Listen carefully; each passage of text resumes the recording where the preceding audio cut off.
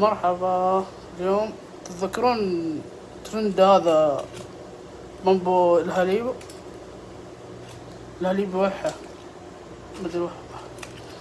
اليوم حيكون في طريقة مبتكرة بس يعني من طريقتي يعني هذا السندويش بنحطه هنا، بنفكه وبعدين نحشي هذا هنا. والله يعين على السعرات. خلنا نخلص ايوه فتحناه. الحين نفتح السكرين كذا، فتحناه. اخذنا الخفيف عشان نحط فيه الشوكولات كذا. رهيب. شوف كيف المنظر. الحين بنقفل عليه بنكبس كبس.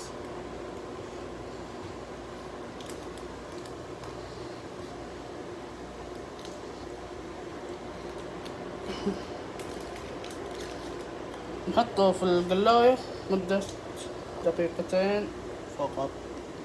شوف يا رباي والله يشهي.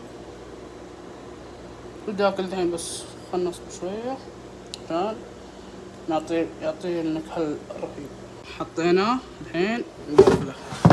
بعد كل دقيقة راح نفتحه ونقلبه عشان نتأكد انه استوى كويس. خلي الدرجة 150 عشان تكون كذا كأنه دافي. فهمت كيف؟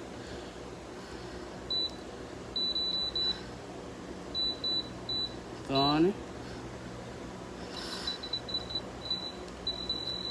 قلنا لمدة دقيقتين. كل ما يصير دقيقة واحدة حنفكه ونقلبه ونبدأ. صار جاهز. كل شيء ترى حار. الحين يجيك حار مع بارد. تمام.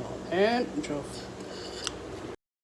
ما عندنا كبس حقت هذا الضغط بس عادي نقطش بيد أو ناكل على طول كذا. بسم الله.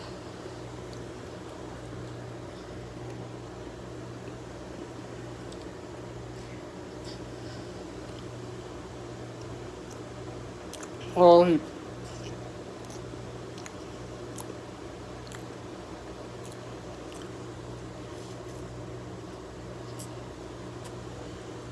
أنصح تجربه.